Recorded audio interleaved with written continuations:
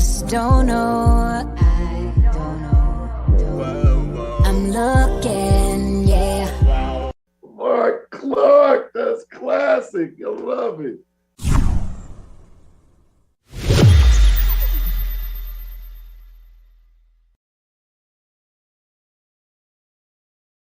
And welcome to the show. It starts right now. Welcome, welcome, welcome. Of course, I am Marc Clarke.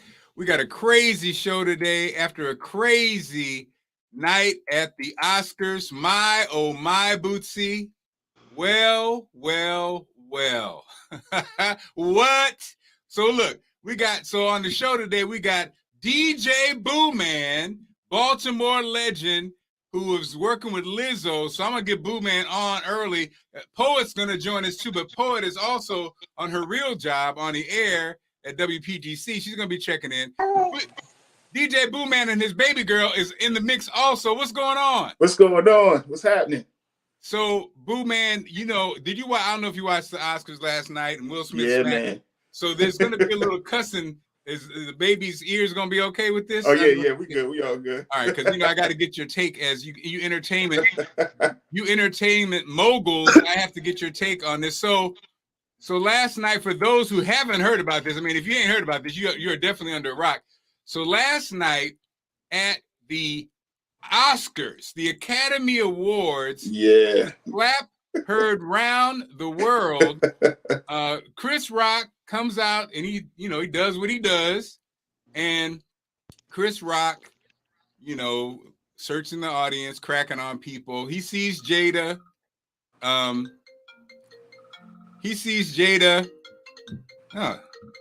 somebody's calling me. Oh my God, this might be Will Smith right here.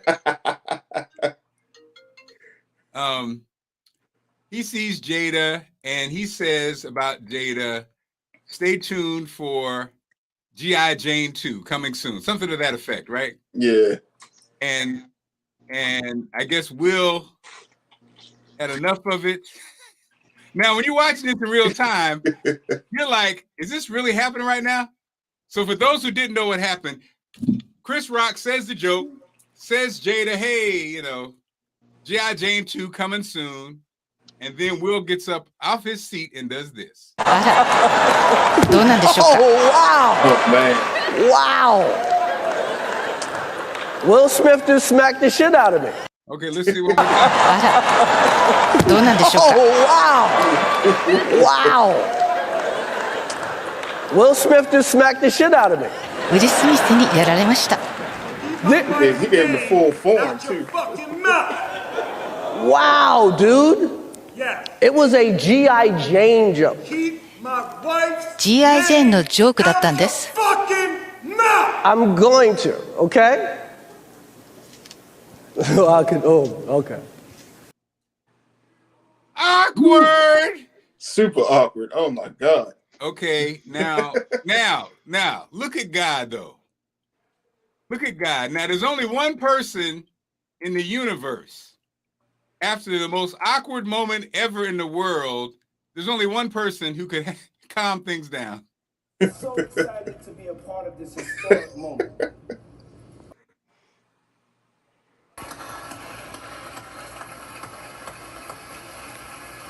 I just want to say, let's make some noise for Amy, Regina, Wanda. Gotta give up for Wanda. I did not know that this year was going to be the most exciting Oscars ever. Okay, Will and Chris, we're going to solve that like family at the gold party. Okay? But right now we're moving on with love. Everybody. Okay, couple things. I'll go first. Couple things. Will Smith, who is in, oh my God, his book is killing it. If you guys haven't read his book's amazing. His book on tape is amazing. So we have those of us who have read the book, we're all in. We're Team Will. We understand how this brother moves and how his brothers work. Then this movie is amazing. Yes, great. I remember the first time I saw the clip, I was like, Will Smith is Richard. I don't know. he killed it. I mean, yeah, no, he does not. You know, yes, he did his thing. So Will is at he's at a special place, and I think Will said it best when he accepted the award. He said Denzel said to him a few minutes ago, "At your highest moment, be careful. That's when the devil comes for you." Thank you, Reverend Denzel. He's absolutely right, because for sure. Number one, Will Smith. If this was a 20-year-old Will Smith, even a 30-year-old Will Smith, I'll give you a pass. If this was not the man who many of us get inspired by because of his understanding of the laws of attraction, the universe, positivity, moving forward, you know, even like he said, he wants to be a vessel of love. Look, Will, you at 50 years old, I don't give a people like this is why. Look, you have too much to lose to be that reckless. Yeah. You're Will Smith. I mean, anybody else? And if it was somebody who was known to be a hothead, you know what I mean? If it was somebody like that, I'd give a pass to. But I'm not saying give him a pass because he's human. He's allowed to make mistakes. I'm just saying that's number one. Number two, those of us who know hard people know that Will Smith would not have smacked Corey Holcomb. Yeah, for Will sure. Will Smith would not have smacked Earthquake. Will Smith would not have smacked Lavelle Crawford. Yeah. Shit, Will Smith wouldn't have smacked D.L. Hughley. So it's like, yeah, I get it. I got a beautiful wife who is my lifeblood. But I'll be damned if I'm on national television, because now it's about the moment. You took away from your own moment. You took away from Questlove's moment. You took away all of us black folks who love you and love black people. We were sitting at home shook. And I think Questlove was so emotional because he didn't know what to feel. He loves Will. He loves Chris. He understands culture. He's a historian. He knows that forever, it's not even about Will Smith being the third or fourth African-American male to ever win this category. Yeah. It's going to be about the slap. And it's just, and then also Questlove, he couldn't even get his words together because I think it was so emotional. And so that was my take. But you're a guest, Boo Man. You're up, and then you, of course, Bootsy. Go ahead, Boo Man. I don't know, man. I think you know, even if he had that kind of aggression, I think he should have waited till backstage. I mean, if you felt like you really need to put hands on him, wait till backstage, because I was like, man, that was a little crazy. That was too crazy. He could have waited. You know what I'm saying? And I agree that he probably shouldn't have did any kind of heckle, because Chris Rock is the best at that, so that wouldn't have went good for him. But if he really wanted to put hands on him, he probably should have waited till backstage. But I wouldn't have, you know, I think it should have been handled well out of the reach of any kind of media and stuff like that, because like you said, he got a lot to lose, and that movie was incredible, and now that's all overshadowed by this. You know what I'm saying? So it's crazy. So I don't know, man.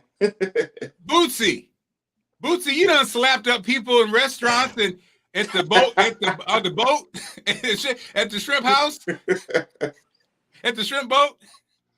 Okay, first of all, I just want to say, Boom, man, it's nice to meet you. I'm a huge fan. Nice meeting you, bro. Much respect to you. Much respect to the movement and stuff that you're doing. You're quite deserving as a DC go-go native who loves all music. I have been a fan of your music for a while. Now, it is a lot. It is a lot to unpack here. So first of all, Marc Clarke. Let me ask you this one question, because you made a great point. You said he wouldn't have slapped this person, that person. But from a news media perspective, because now as we look at the morning headlines, every news station, every major, we're talking about the slap. Do you think that we would be seeing this narrative spent if he had slapped a white comic on live TV? If he had slapped a white comic, they would have said he was a savage, he was an animal, he was a killer, he should be banned from Hollywood, he should be destroyed. They should kill him. So he would have been shot at the show. He would have. The cops would have rushed the stage, and he would have been arrested. Jail. Guess what? If he would have slapped a white Jewish comic, let's say, it's over. What's the guy? Jerry Seinfeld. If he'd have slapped him on stage, what you think would happen? All black comedians would be banned from, and actors would be banned from Hollywood forever. So that is the first thing. Is the fact that now in news media narrative, it is, well, was he right? Was he wrong? We know dang well if it would have been another race or anybody of any ethnic group he'd have slapped, it would be a whole different news cycle being portrayed this morning. That's number one. Number two, which is really what I feel. Two things I feel bad for. Number one, I'm surprised that nobody feels bad for Chris Rock this morning. Like everybody is talking about but I'm wondering, how do people feel like how he feel? Because number one, from what I was told, he was reading the teleprompter. That's number one. Number two, that's what Chris Rock do anyway. We know that's what he do. He even said at the end, "I love you." Hey, I love you. Hey, just getting over there. So that's number one. Number two, I think what we really need to unpack is the pain that Will Smith obviously is going through. What I saw was the fact that he has been taking this narrative of he's not tough, he's not this. Jada already embarrassed him with the table talk, the whole entanglement thing, and he lashed out. And who I really feel bad for today is Will Smith and Chris Rock, because Will Smith felt the need to do that. You know what I mean? Like, to me, what I see is somebody woman has never really supported him the way. And look, we can be honest. Will Smith is the breadwinner. Will Smith is the one that has put everybody. Ain't nobody waiting to see Set It Off 2. It ain't no movie we saw with Jada Smith that we waiting to go see. Will has always constantly put them in great situations, and all she has done is put this man in compromising situations where he got to do stuff like this. I feel bad for him because he shouldn't have to feel the need to do that. He made a real statement. He said when he got the war, he said, "Love make you do crazy things." No, bad love make you do crazy things. Bad love make you act out. Bad love make you feel the need to want to slap people. You know what I mean? Because if you're a woman, because when you're in good love, you are secure. When you got good love, you don't feel the need to be acting out in public, constantly trying to prove yourself. I think there's so many layers to this story, and there's so many things to unpack. I'm going to say this last thing, and let me say this, Mark. I would never bring up you and your wife's situation because in general. But what I love about you and your wife's situations is on plenty of nights, y'all have talked about the need to support and encourage people. You came on here and said, "Hey, I lost my job. Thank God I had my wife." Guess what? You ain't never seen you or her demean each other. Number one, why do you constantly put Will Smith in a situation to where he feel like he got to be acting out or prove himself? He's one of the most smartest, intelligent, articulate, and it got to show you how hard it is to be a black man, because he got to be a tough black man. He got to be, are you a real nigga? Are you this? When really he's a real intellectual, motivational speaker, and his dumbass wife keep putting him in situations. Wait a minute. Wait a minute.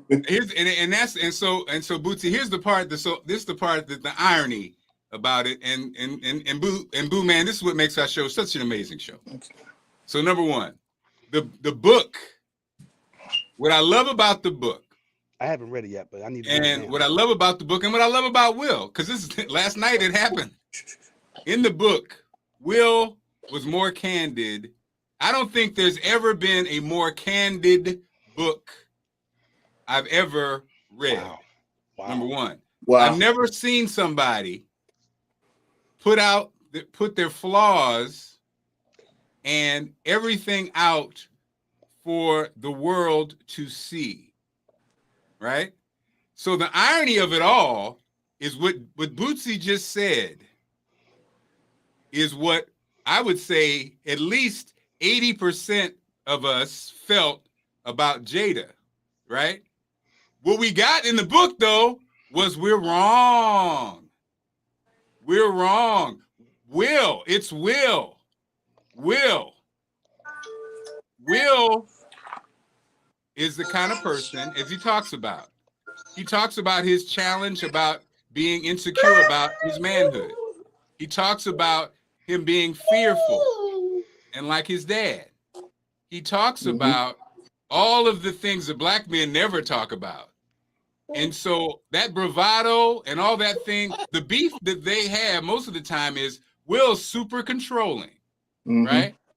And he also, in situations, has a tendency to make it about himself. And last night was a prime example. You know, and I think that happens with men and women. He made it about Will Smith. You became the big story. Jada Pinkett Smith, however she felt, and we projected on her. Oh, he said that joke and she felt bad. Oh, she's got this disease. Why is he picking on her? Why? You ain't heard her complain about it. Yeah. Will felt the need. She don't care. Because she don't care. Well, but that's you. You're projecting that on her. What I'm saying is, in the book, Will shares with us not only his relationship with Jada, but his relationship with his past women, and how Jada, at the end of the day, is a woman's woman, as far as what she's accepted from the kids, her past relationship, the relationship she has with the former wife, all that stuff is laid out. And so last night, as one of the big things, one of the big fallouts was when he had her 50th birthday party, and her complaint was, you're making it about yourself. I didn't ask you to go, do all this. And last night, as a married man, I guarantee you, my wife, who watched the same thing, she would have said that to me. I didn't say you go smack on national television and have everybody talking about this. I work in a white world where white folks will be talking about this for the end of time, as opposed to pulling him aside and dealing with him as a black man behind the scenes. You just smacked the most, one of the top comics of his generation, who happens to be black, who's hosted this show successfully many, many times, and you're one of the top hackers of your generation. And instead of dealing with that, you smacked it in front of white folks, and I got to answer these questions for the rest of my life. And now I'm a part of your narrative, Will. I'm a part. They're going to say you're protecting me. I didn't ask for that protection. So I'm just saying, in the book, he broke that down, and I think, to be honest, his reaction afterwards kind of like represented what the book said. A man who struggles with his emotions. That's somebody who was out of control. That's somebody who's out of control. You cannot be a black man that has the power that Will Smith has and be out of control. And like you said, Bootsy, because if he had been a white person, it would have been a wrap. They would have pressed charges. The whole world saw it. And if it was a Jewish person, you're done. Oh yeah, he'd be done. And so thank God it was a black man who, sadly, we don't have any value in Hollywood. And we would just be doing what black folks do. I don't care how rich they are. At the end of the day, they're monkeys that settle it on the street like they do on the streets. I don't care if you put them in a tuxedo or put them on television. Coming to the stage, a female voice who's working. She's a hard look at her. She at work looking to make sure the record ain't gonna run out, and she gonna do this at the same time because that's what black women do. Poet, that's impressive. That's impressive. Hi. Poet, hop on in, Poet. Everybody's talking about the smack around the world. What's the woman's perspective? So I'm going to do this and I'm going to leave it here because apparently I don't have the popular option. I need for us to normalize people being human first, giving grace second, and understanding that life is life in all of us right now. Would I have done it? I might have walked up and been like, to keep my partner name out your mouth live on stage and been like, let's not play. Would I have punched them? Maybe not. But when I look at the things that Chris Rock has said about Jada, not once, not twice, not 3 times before, it's easy to sit back and be like, I would never, and that's some BS, this, that, and the third. But we don't know what kind of conversations were had beforehand. And sometimes when people try you, I know we don't want to talk about it, but you got to show people who you are or remind them. So again, not my thing. I know everybody's like, if it would have been a white guy, how we know? If a white comedian was hosting and wouldn't have said something that he wouldn't have popped up. He would have known better. He would have known better. You can't say that, Bootsy. You don't know that. I can. No, he would have known better. No, you can't. No, you can't. Been in Hollywood long. He would have known better. No, you can't. And maybe that. No, you can't. You can't say the fact that Will Smith would have done anything differently because you are not Will. You do not know how he's feeling. You don't know what he's going through. It would be the same as if I was somewhere with you and you smack somebody. Let me tell you how I'm rolling with Will Smith on this one. because of who Will Smith is in Hollywood, as a husband, father, mentor, and everything in between, he knows exactly what he stood to lose by slapping Chris Rock. And if he felt in the depth of his balls that that's what he needed to do in that moment, everything else be damned, then I'm gonna rock with him on that. If you saw me smack somebody, Bootsy, you've known me for almost a decade. Marcus, I can't for Marc Clarke. So y'all, Boo Man know that he's family. Y'all would have to first thing, if Poet risked it all at the Grammys or the Oscars, I got to know what put her in that position, because we don't see Will Smith pimp smacking nobody. No, I would not, Poet. I would say Poet just messed up her career, and why in the hell would she ever do that? That's what I would say, and you're my sister. Why am I not allowed to be human? The question we should be asking is no, it's not. Poet, it's not a human conversation. I'm with you. Look, I'm not disagreeing with you. I'm just saying at the end of the day, you know, at the end of the day, as a seasoned pro, as Will and both of those guys are. We are pros, but see, that's the problem. Y'all separate people from being human with what their titles and things are. Because that's what Hollywood is. That's what Hollywood is acting. Yet my title don't stop me from being human.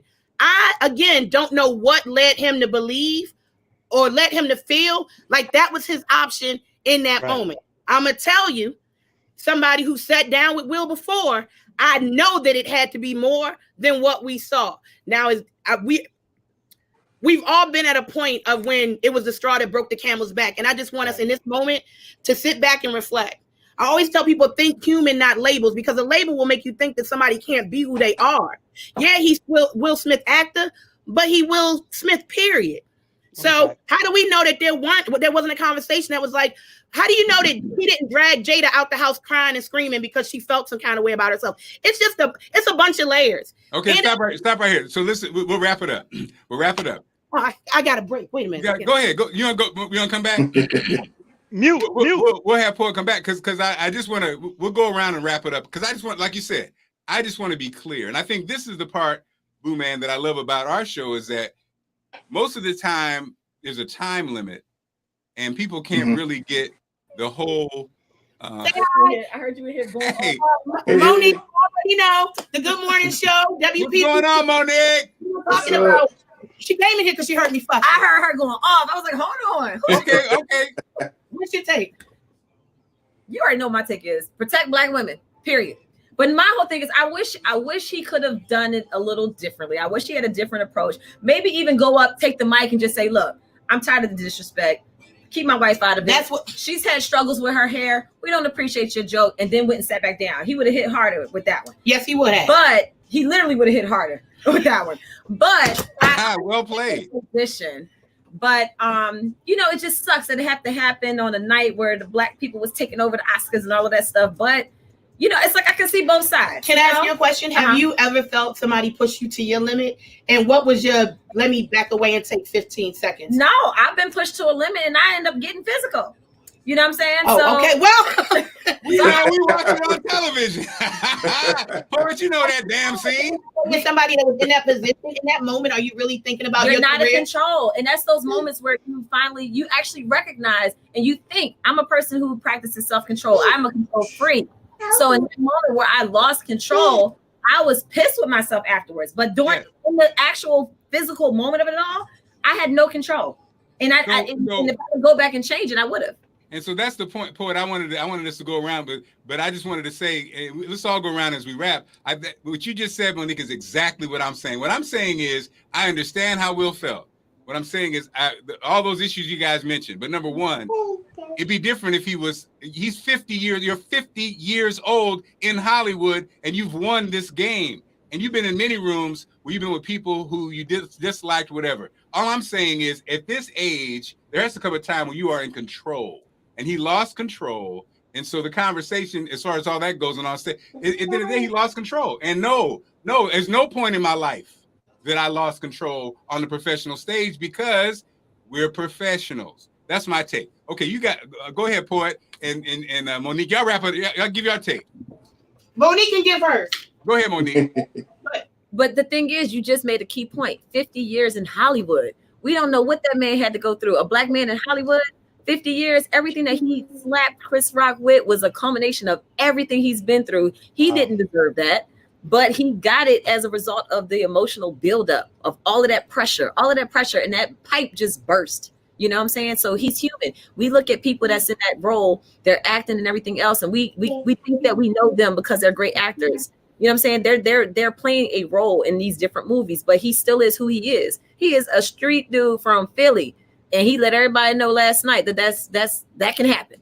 He bought that life. You know what I'm saying? So, all right. Thanks, Monique. All right, yes. Boo Man. I don't know, man. I understand. Trust me, I fully understand where he was at with it. And in that situation, I just would have probably, if like I said, if he was going to do it, I would have waited till he was backstage to handle it that way. You know what I'm saying? I wouldn't have done it right on the stage. I just thought that was a little crazy. And Bootsy. No, I just think it's, I agree with everything everybody's been saying.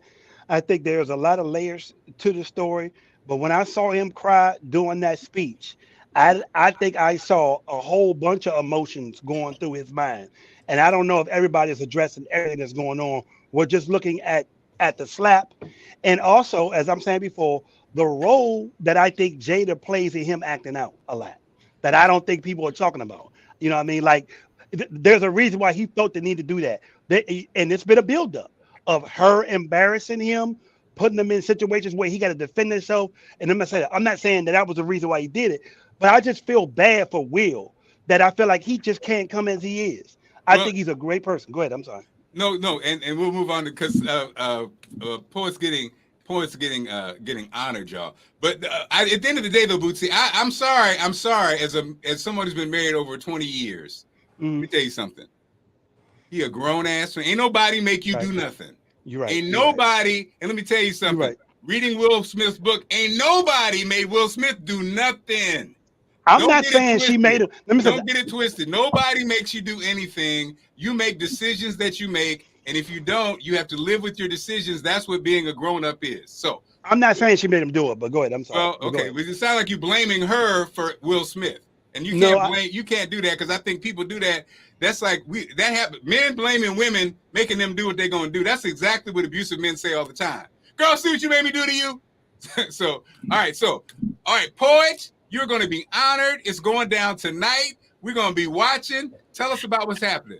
Paul, I love you, man. Well, I would love to. Let me tell you, first of all, Black men, all three of you, thank you for showing up collectively for Black women in ways that people may not get from this conversation that we're having today. Every man on this panel has been instrumental in me becoming the personality that I am, the talent that I am, the community change agent that I am. So, Mark, thank you. Because in full disclosure, when I told people about the event that is celebrating Black women in Hollywood tonight, hopefully we will have no slapping, allergies, excuse me. Not too many people returned a text or a call because a lot of things in this industry are transactional. So first of all, Mark, thank you for opening up your space. Tonight, alongside Essence, not too many people know that I've been one of Essence's leading women in radio for the past 4 years. So I normally broadcast my show from Essence, normally participate in a panel or two, because I'm all about uplifting women, especially Black women, in every space imaginable, because I feel like when we lead, we win. So tonight at Ben's Next Door, we are doing a live stream of the Black Women in Hollywood event that Essence has been doing for 15 years. Part of because we don't get the recognition at the Oscars and these award shows that people clamor to be a part of, that in its 94th year is still saying we get to honor the first Black such and such in this department. So tonight, 7 p.m., we're going to live stream the show. They are celebrating Nia Long, Anjanou Ellis, Quinta Brunson, and Shantae Adams. And all women have made their mark from theater to on screen to in the streets by using their experiences and their stories to just show how magical Black women are beyond the angry narrative. So happy hour is going to start at 3, because between the Oscars and this weekend, I think y'all need a cocktail and a snack. And then we're going to watch it stream live from LA with Damson Idris as the host. We have Shaq in the Pack from PGC hosting us. And tonight, I'm going to have every woman talk about an achievement that they've made, and throughout the night, I'm going to celebrate the women and their achievements. So shout out to Raven, who's coming, who I met at Giant buying stuff for Banana Pudding, who just got her license. And like she came to tears talking about her journey to getting her license, a small thing to some, a major to another. And I want us to normalize celebrating all the wins, not just when you get the 6-figure job or you get the carrot rock on your finger. The fact that you got up today, let's celebrate that win. The fact that you took a step forward, depending on where you at mentally and physically. Let's celebrate the wins that some of y'all sneaky links have turned into full relationships. We celebrate all the wins. Not sneaky links. You know, I ain't here to knock nobody's achievements, but it's gonna be good. Enough room that you can be socially distant. I really want to continue to create spaces where we uplift and we celebrate women. Bootsy, I love you, but I'm not sure if I'm gonna say that Jada is the detriment to Will. A lot of times we do not show. A lot of times people are walking around with their representative coat on, and we really the inside. Do I think somebody can influence you to step in spaces you wouldn't? I do. And I believe that falls on both sides. So we're not going to lay it at Jada feet. We're not going to lay it at Will. I'm not evil. I'm going to say accountability and responsibility for what you can control, and that is you. I'm with Monique. I wish he would have. I think that he could have did that the same way, minus the pimp smack. But, you know, sometimes people push you to that moment. And I think we should be having a conversation with each other and our kids about what that looks like and taking that 15 seconds to woosah, because a person that doesn't have anything to lose will risk it all against somebody who has something to lose. So to that, I'm happy that y'all are even having this conversation this openly. But if you are in the DMV, pull up. Again, happy hour starts at 3 p.m. because I want to watch folks. But Essence, Black Women in Hollywood Watch Party. Essence is celebrating 50 years, y'all. And I want to recognize these shows and spaces that were created for Black folks to be celebrated in the way we all should be celebrated. And it sucks sometimes that we turn our nose to institutions that have been for us and about us to beg those who have never been for us and about us to give us a seat or give us a little spotlight. So come hang out with this pretty face in person, eat some snacks, and celebrate as only we can. Shout out to you again, Mark, for letting me be here to talk about this because I'm excited. First of all, Ben's Next Door, historic. Right. Food is well, let me tell you something. I love you, Poet. I just want. Oh, I'm sorry. Go ahead, Mark. I don't want. Go ahead. No, go ahead, Bootsy. Clear your name. No. I just want to say, first of all, that's not what I meant. Maybe I worded it wrong. Second of all, Poet, nobody has been more excited and cheering you on for your success in Baltimore and DC, because me and you got in radio the same exact way through America's Next Top Jock. You won it in Baltimore, I won it in DC. Since the first day we've ever met, it was like we knew each other. So no one has ever been more happy for your success at WPGC, morning show, all that. And this is the tell sign about how amazing Poet is. When they had the Chuck Brown celebration, when Chuck Brown was on Unsung, I had threw this big party for everybody in Go-Go to come. I just wanted everybody to watch this TV one thing. I'll come in and Joan. This is when Poet was on the Joe Claire morning show. I walk in there, and who was in there kicking it with everybody like you wouldn't even know she was anybody, was Poet. So Poet, I've always appreciated you. I've always appreciated the support you've given the community. And as you know, I have been rooting for you big time. I'm like, you probably don't know nobody that roots for you more. And everything that you have been getting around here, you have deserved it, because you have really ingratiated yourself in the community over and over again. And a lot of times people don't even know. So I appreciate you, Poet. I just want to say that because I see I'm on your bad side this morning with my Will Smith. So whatever. In my mind, if we're not having conversations and allowing people to speak from their experience and their thought, then we're not having conversations. There's no right, wrong situation here. First of all, we ain't Will Smith, we ain't Jada, we ain't got to deal with what they got to deal with. Right. I always find that in these moments we can have conversations that we probably should be having, but we don't. Does your son or daughter know what to do if somebody's poking the bear with them at school? Have you been in this situation? Would you want? Is there anybody right now that you feel like if they do one more microaggression at your job, you might pimp smack them too? Can I ask you a question, Poet? You can ask me all the questions. Okay, so my only question I want to ask you is, do you think during that whole entanglement, you think there's been multiple times where Jada has really embarrassed and demasculinized Will in public? So I don't know what their relationship is. That's not my question, Poet. That ain't the question. I gotta be honest. I can't say if she has made him feel like less of a man. That's up to Will to decide. I ain't a man, so I don't know what it would take for you to feel that way. What I would say is this. there's a lot of people pinpointing what Will has said, what they believe Jada to be. But a lot of y'all are walking in them same spaces and got homeboys that disrespected women in front of y'all that y'all ain't checked once. Y'all didn't watch y'all homeboys yoke up a homeboy, slap one too, because they didn't have it fit. I just want us to keep the same energy for all things. I also believe that Will and Jada have a relationship that we're not even privy of. Will told you that there's nothing that y'all are learning that I don't know about. So what happens when you have an open relationship is you need to know who you're sleeping with. That entanglement just gave us a way to be like, they're not as perfect as we think they should be. Yeah, I'm not about to label Jada as doing something to Will based on that wasn't my question though. But that wasn't my question though. So here's the problem. Here's my take, Bootsy, and here's my take. And again, back to why, as a seasoned veteran in Hollywood, in the entertainment business, that has played with the narratives, and you tell from Red Table Talk to this book, you are giving us, like you said, poet, you're telling us what you want us to know, but you're not telling us the whole story. You know what I mean? And so when you're playing the game, you can't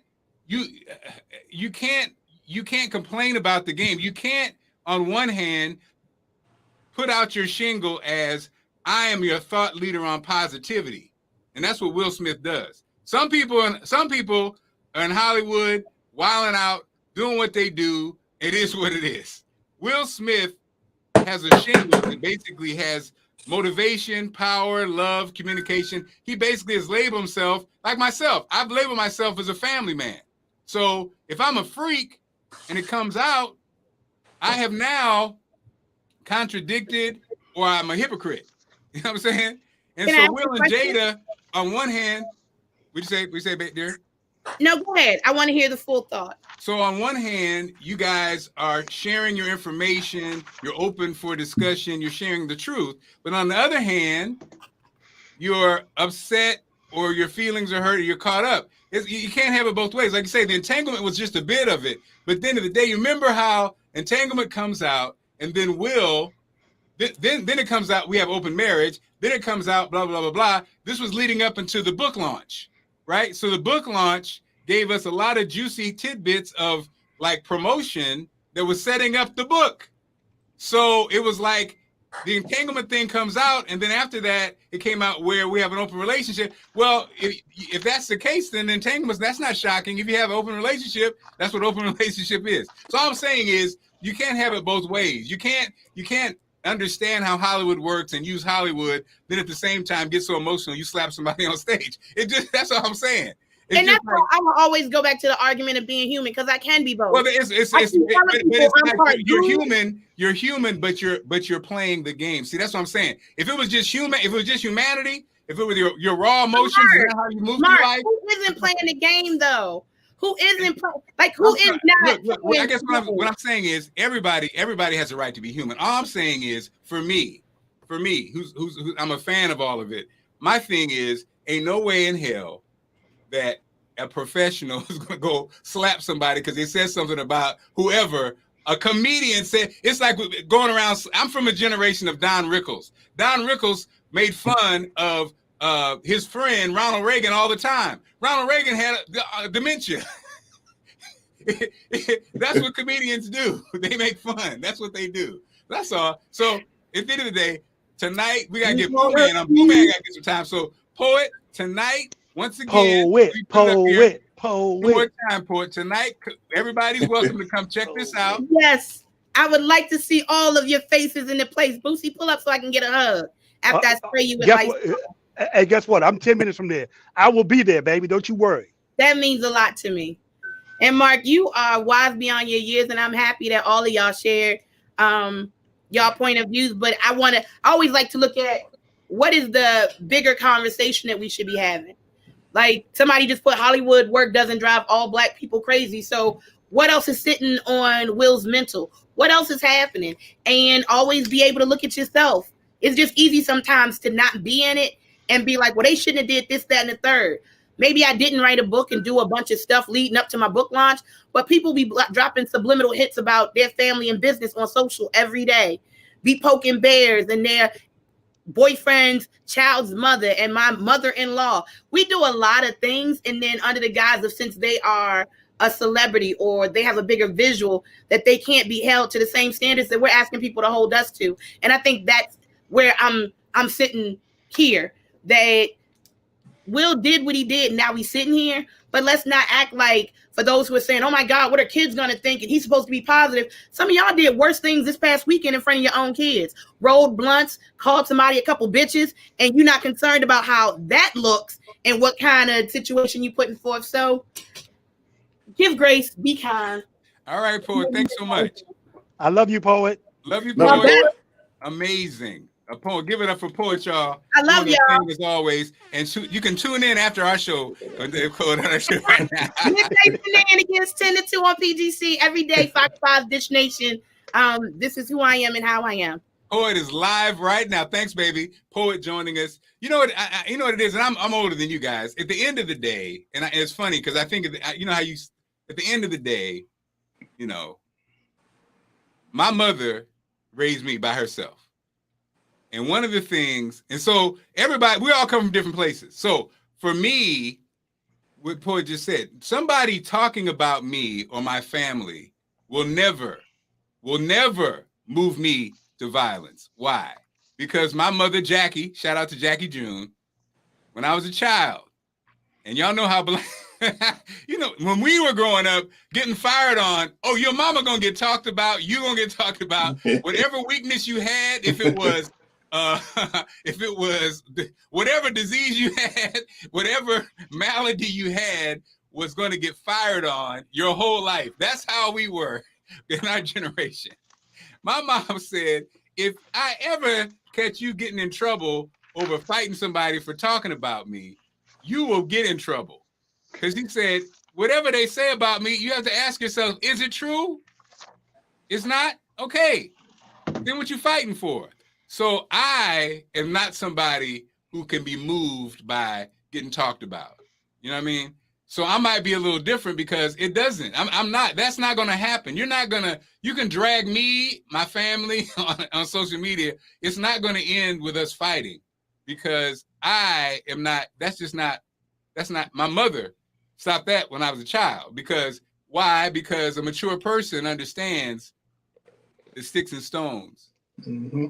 You know what I mean? But that's my perspective, and that's an older perspective. Nowadays, with social media where everybody's talking about you, if you're sensitive or you have soft skin, it's a wrap because these people are coming at you every moment of the day. And so we're going to put that discussion away and hop on DJ Boo Man, ladies and gentlemen. Poet back. Wait a minute. Poet, you back?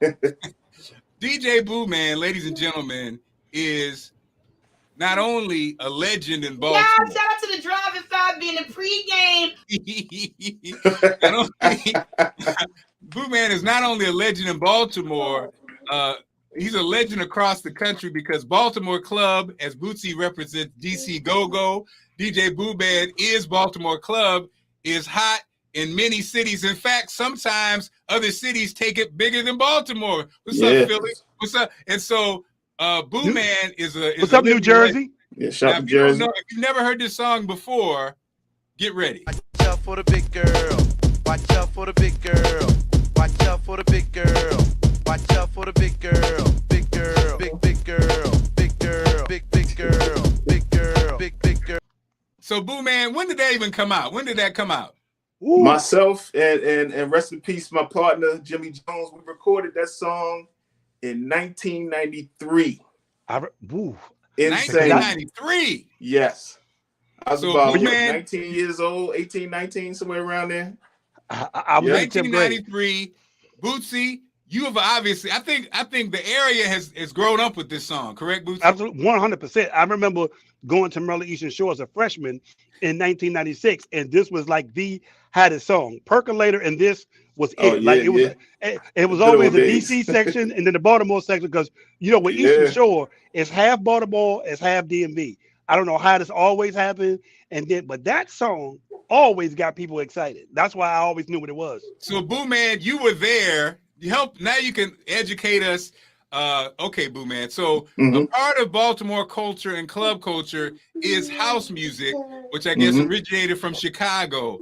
But Baltimore club and house are similar, close, but not necessarily the same. Boo Man, break that down for us. Yeah, it's kind of, well, we had influences from house music. The Miami-based Luke stuff was kind of popular, and then we will also play all of these like UK records that were, you know, like techno, half techno type records. And but they always would have these little pieces, little bits and pieces that made the, you know, the crowd even more hype. So we just, you know, started taking the little pieces, looping them up and putting little drums and stuff, and then we started using our own chants after a while, our own things that we would say in the club.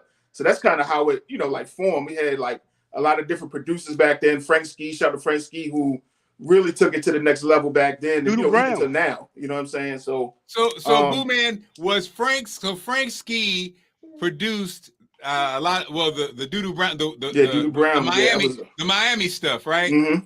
And so did that bleed into the Baltimore stuff when he did with Miss Tony? Oh yeah, absolutely. That was, I mean, what that was considered early Baltimore club, because he kind of took it to another level. Like, we, you know, there were a few other records back then, but that record really, you know, put it on a big stage because he was on the radio and all the clubs and stuff like that. So that really took it to another level for sure. Shout out to Hammerjacks. Oh yeah, shout out to Hammerjacks. Real. So that's 1993. Yeah. Then Lizzo blows up, and we see this.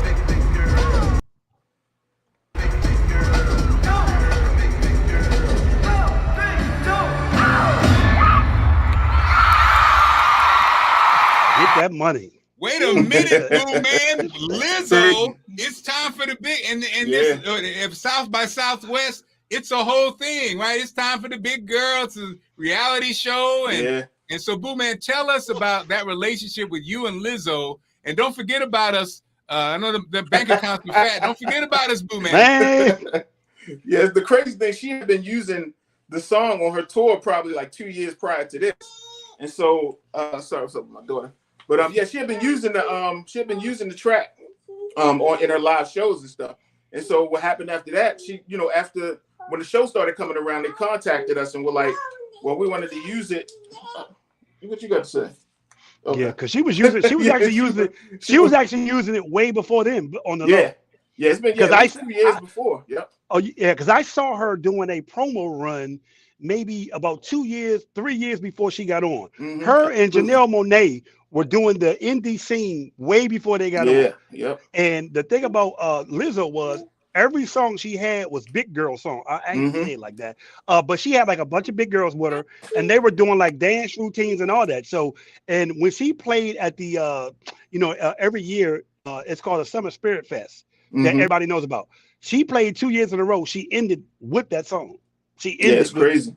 Yeah, it's crazy. It kind of low key became her brand. And so, you know, I started trying to like contact her DJ because I was like, yo, we need to like try to make this a record, you know, make a song. And, you know, didn't hear anything for a while. And then sure enough, maybe about a year ago, you know, I get a call initially from the production company. They're like, well, you know, we want to do this show on Amazon with Lizzo, and we want to use the song. At first, they just wanted to use the song. You know, they wanted to do a license just to use the song in the show.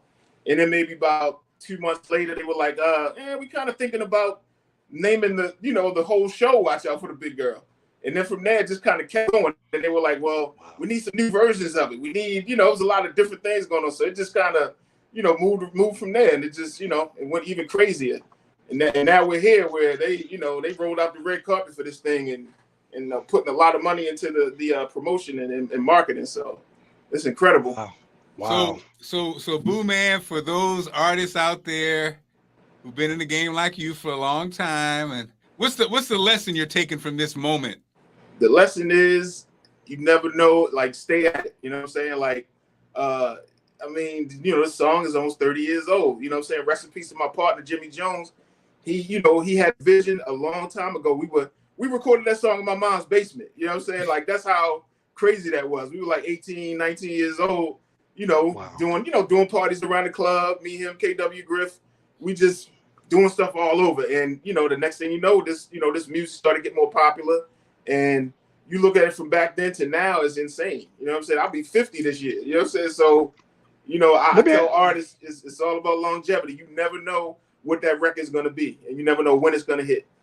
Let me ask you this question. I would love to know, what role did Kanye West play in the boom of the Baltimore House the last couple of years? Because I can remember when he jumped on a Baltimore House drum and it just blew up or whatever. What role do you think he played in the boom of this music being spread out a little bit? Yeah, well, shout out to DJ Class. He redid DJ Class's record, I'm the Ish, and he, you know, the thing is he's from Chicago, and Chicago is house music. So those influences, even, you know, with guys like Redman and those guys like Joe Budden, those guys, those Jersey, you know, Chicago, Detroit, they're also big house towns just like Baltimore. So all of the artists have, you know, we all have we're deeply rooted in house music and dance music. No matter how hardcore the hip hop is always, dance music was always the thing. So, you know, especially for Baltimore, it's, you know, it's ingrained. So he definitely played a part in it, you know, and you know, the eyes being on it when, you know, because I'm the Ish was a huge record. You know what I'm saying? So that's just, you know, another part on the timeline of Baltimore records that you just went crazy, even down to Frank Ski and just recently when Cardi B used the whores in his house. That was another one, you know. So it's this thing is building. You know, TT the artist did the Murder in my shout out my man Mighty Mark. They did a thing on Netflix which was about Baltimore. So which was an amazing documentary. Yeah, which was an amazing documentary. You know, it's here, and I tell a lot of the artists here now. I'm like, yo, I don't care what you're doing, incorporate some of it into your song because you'll get that notoriety. And I think now is the time where it's really starting to take off. Wow. We got so Boo Man, you know, we're gonna have Rod Leon coming up. Oh yeah, my God. It's like you say, Griff, you, Rod Lee. I mean, there's so many legendary. Oh yeah, absolutely. And the heartbreaking part, I always tell the story was I was supposed to sit down with Miss Tony to write a book, and I was saying, could you imagine the book and a musical with Miss Tony? That would have been crazy, would have been incredible. Big Tony. And then Swift. Then I was supposed to sit down and write a book with Swift. I was like, Lord Jesus, that right there, because it was like almost 2 generations of Baltimore club music, and the numbers and the love and the connection was crazy. And I think what I love about this, Boo Man, in the past, when did Jimmy pass? Was it almost about a year ago? Yeah. It's crazy. About a year ago. It's crazy because I think you guys are almost like, I mean, Baltimore knows and loves you, you know, but the club, but the outside world may not have known. You know, Griff, like you guys are part of so many classics that I don't think people even really understood that. Yeah, there's a lot of records out there. I mean, there's a lot of stories to be told, and somebody really needs there need to be more books and more documentaries. I mean, you got guys like a legendary Rod Braxton, DJ Booby. I mean, the list goes on of, you know, people, you know, shout to Sean Caesar, Scotty B, Unruly. That's a whole other story. That, like, it's so many people. And it's like now I think, you know, the eyes are on it. And I think everybody should get together and, you know, and start telling the story. Sean Tees. So you were saying, Boo Man, off the air that you probably have a couple of remixes coming with probably Lizzo and you're looking forward to the tour. Tell us about how things look different when you get associated with like a Lizzo, huh? Oh yeah, for sure. I mean, you know, the leverage you can use to, you know, to move on to other things and do different things, and then you got the look from, you know, the Amazon network and all that kind of stuff. So, you know, things are, you know, the phone calls are a little different, emails are a little different now, and you know, but I'm all about Baltimore, man. Like you know, there's a lot of talent here, especially we got a whole slew of young kids that are coming up, young producers and the dancers and all that stuff that, you know, they ready to take it to another level. So, you know, I think it's going to be a great year for sure. Now, okay, so we got Bootsy, DC, we got Boo Man, Baltimore. Guys, break it down. And Bootsy, I always ask you this because it's like I know that, like, give us the similarities and the differences. Starting with you, Bootsy. Okay, now the interesting thing about this conversation that we're having is my band called the Listen Band, we had did 2 albums on Unruly with Sean Caesar. Wow, that's crazy. And I can remember when I had the discussion with him I was telling him that these two markets, we got to do a better job of just combining it. Yep. It's too much historical stuff, you know. And then you also got to remember, you got when you get to the Annapolis or you get to Anne Arundel County, it's kind of like in the middle. I've always been fascinated on why we don't collaborate more, Mm-hmm. or where there's not more history. Because, and I don't know if maybe you can clear this up for me, Boo Man. I can remember where go-go music and go-go bands were playing in Baltimore or on the outskirts of Baltimore at one time in the early 80s. Oh, Do yeah, you for remember? sure. Do you remember any of that? Can you tell me if you can remember that time in the early 80s? Yeah, I remember. I remember they would have like you said, on the outskirts, they did have a lot of go-go's going on, and you know, we always were good. Even to now. Shout out to my man Funk Regulator CeeLo. We actually got a project that we're working on now. And I went to high school with him. Yeah, me and went to high school together. Yeah, so you know that relationship has always been there, but for some reason they always wanted to separate it. But it's like these are two different styles of music, but the energy of both of them is the same to me. You know what I'm saying? Because I actually went to Howard for a year, and I didn't when I used to listen to go-go. I used to play it. You know, I used to play a go-go set. You know, for when I did college parties and stuff, but until I actually went to one, I didn't understand what it was about. Like, you got to go. You know what I'm saying? The same thing with Baltimore. You got to go to the club and see what it's about. You know what I'm saying? So, I mean, that definitely needs to happen. Yeah, and it's interesting because even what I respected about Sean Caesar and Unruly, what they understood is in DC, we got something called PA tapes. And PA tapes is just the live version of our shows. It's not necessarily we go to the studio and do an album. Caesar came to me way back this was maybe mid 2000s. It was like, man, y'all should start putting barcodes on them. You know, he was really telling us how we implement it and all that. And I was like, man, like, well, we should just start doing collabs. It's always been there. These relationships has always been there, or whatever. But I would love to know from your perspective, Boo Man, why do you think it hasn't happened? I think I don't know I don't want to say there's a slight lack of support from the sometimes the government the whole infrastructure of the city has to be behind the music to really push it forward, and I think there's a lack of that in Baltimore and DC. Like, you know, these genres of music are the fabric of Baltimore and DC, and that's the thing. Like, somebody has, you know, well, shout out to Brandon Scott, because he one time he did an EAEA record where he was talking one time before, so you know he's from around the way. So, but I think that needs to happen, and then, you know, it just needs to be an overall support, and the artists need to embrace the music more. Like, there need to be like we need to see 20, 30, 40, 50 artists doing go-go records, 20, 40, 50 artists doing Baltimore records. And then let's make that happen. Remixes in each other's. Let's make that happen. Let me tell you something that I know is hot, Boo Man. You probably already seen it. I tell you that I can already hear it. It's time for the big girls live with a band. Yeah. And Lizzo's it's already band. It'd be crazy. Yeah, you know, crazy. I know, you know, because I like club Baltimore Club live. Woo, because that the percussive that energy. And that energy. And then a big part of it, shout out to the late Jimmy, you know, well, it's so funny. I was listening to you, Bootsy, the other day.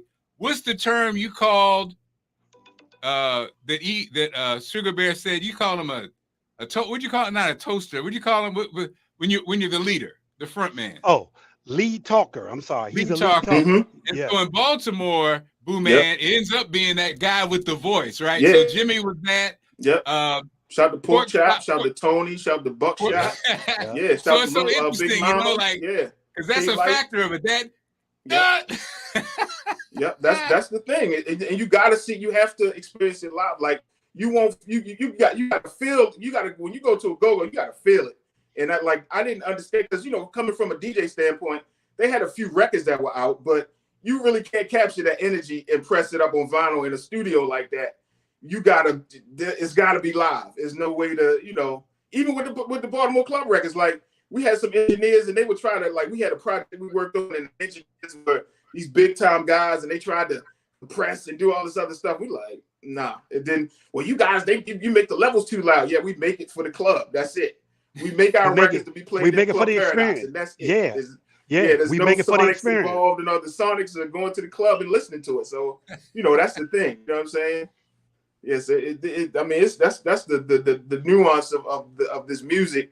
is you got to experience it live. You know what I'm saying? Yeah. And that's the funny part. The funny to me, like Boo Man and the whole group of guys, you guys are really technical.